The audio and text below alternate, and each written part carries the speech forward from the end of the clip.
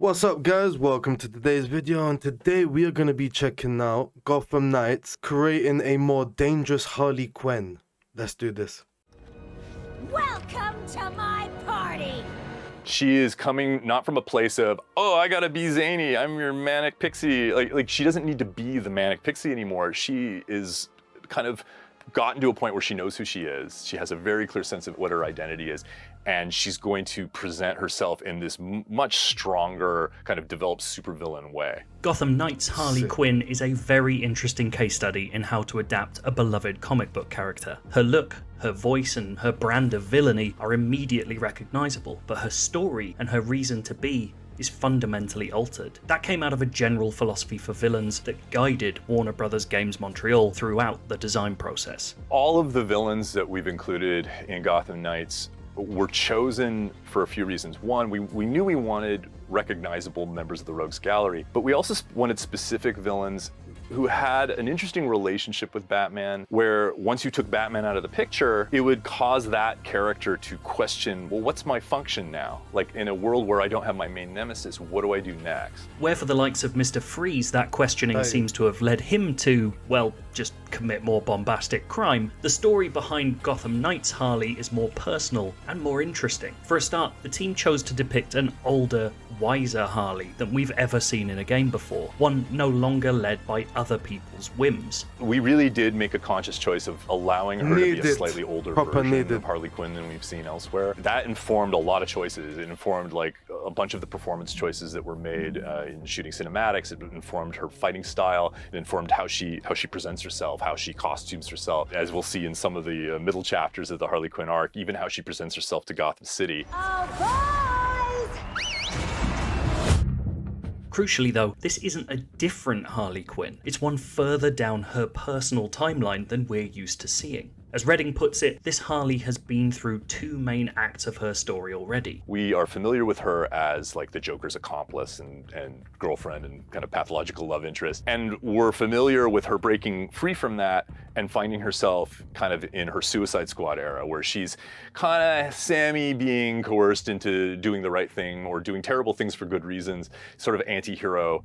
And this is kind of coincides with the fact that she's such a fan favorite. People love this character that they kind of want to root for her. So they kind of want to see her doing things that at least ultimately have a positive outcome, even if she does it in an insane and chaotic way. For us, we thought, well, that idea of Harley kind of branching into the direction of good, that's been pretty well explored in a lot of places.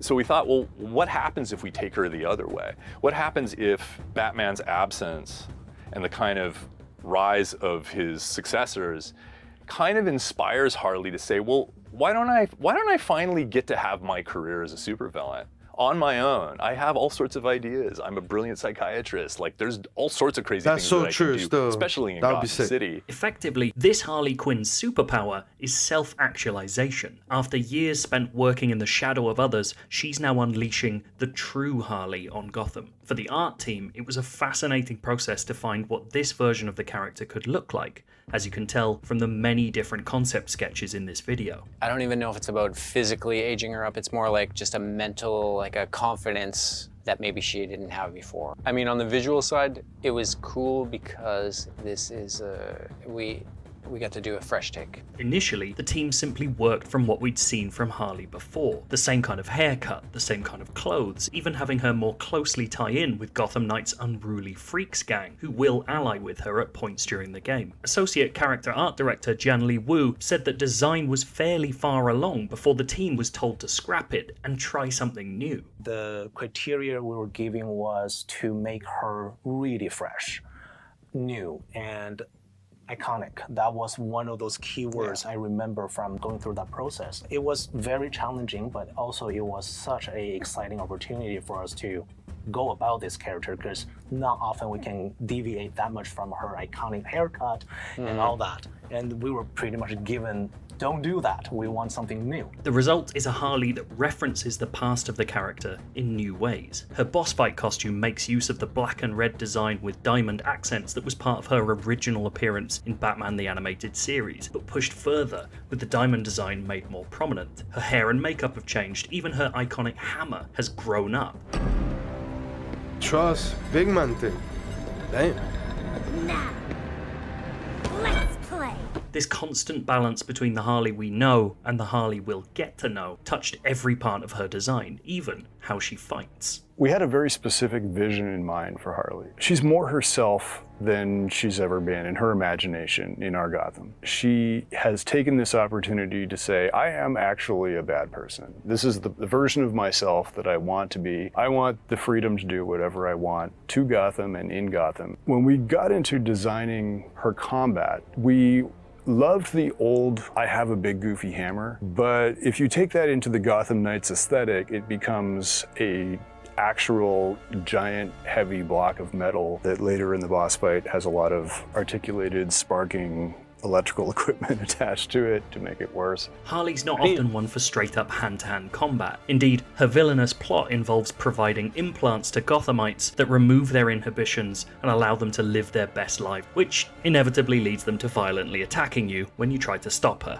Her moveset is really about moving through this crowd of enemies that she attracts, because she has all these devotees, to just essentially to slow you down and distract you. And she constantly keeps that hammer in motion, and she's very strong, she's very powerful, she's extremely agile, and it's always about the player or players trying to get the opportunity to interrupt something Harley is doing and deal damage to her before that big hammer comes back upon you. Ultimately, like any gaming boss, Gotham Knights' Harley Quinn is first and foremost a foil for the player, designed to offer interesting wrinkles of story and gameplay. But the way the team has turned her into that foil is a wonderful way to honour the character herself. Redding points out that it's a neat reflection of what the Gotham Knights themselves are going through. These are 4 sidekicks being forced to grow up and take on a lead hero's mantle. Harley's doing the same for a supervillain. Where Joker was always a mirror to Batman, it seems Harley is aiming to perform the same favour for whoever steps up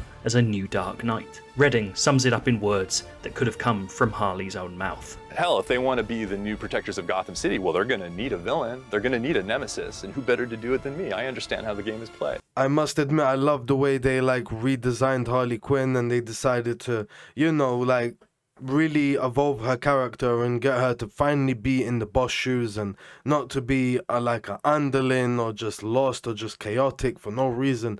And she looks banging still, I'm not gonna lie. I really like the new Harley Quinn. They actually updated her hammer. It looked like that's gonna be a lot of damage on man. If man gets hit a few times, man's gonna be fucked. It's gonna be a mad one still.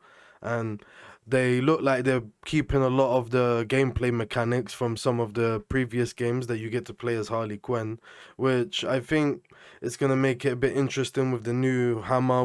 There's going to be a few new moves, of course. Some of the, during the boss fight, it's probably going to have a few crazy turns when you hit her a certain percentage and you have the next part of the fight and it gets more crazy, more traps around you, more enemies, all of that. It looking banging, and I must admit, looking at some of the gameplay of Nightwing, it was looking very good. I am enjoying a lot of what I'm seeing. Of course, there's a few moves that's a bit kind of quirky and stuff, but it looks banging. I'm interested to see if there's going to also be other, suits and all that good stuff. Damn. But yeah, I must admit, I'm really excited for this game, and I know when it comes out, there's going to be a lot of people looking at it very closely, because when it first came out, it had, some questionable gameplay. Frames were dropping like crazy. It was looking a bit mad, I must admit. But I personally think that it might be a part of a strategy that they're trying to, just show not the best at first, and then later it gets better and better, and try to hype it up even more and more, not have the expectations super high because of the previous Batman games, and they're trying to make this a bit different and make it stand out and not try to have it be in the shadow of the Batman games, I believe. And I'm really liking how the team is looking like they're putting in a lot of work into the game, and they know that even though Batman has passed away, that they have to show a lot of respect to Batman and what he left behind and keep the message going forward. That's what I think anyway. But yeah, guys, comment down below on what you think. Subscribe if you're new, like the video if you like it, and yeah, you absolute legends. I'll catch you on the next one, guys. Bye.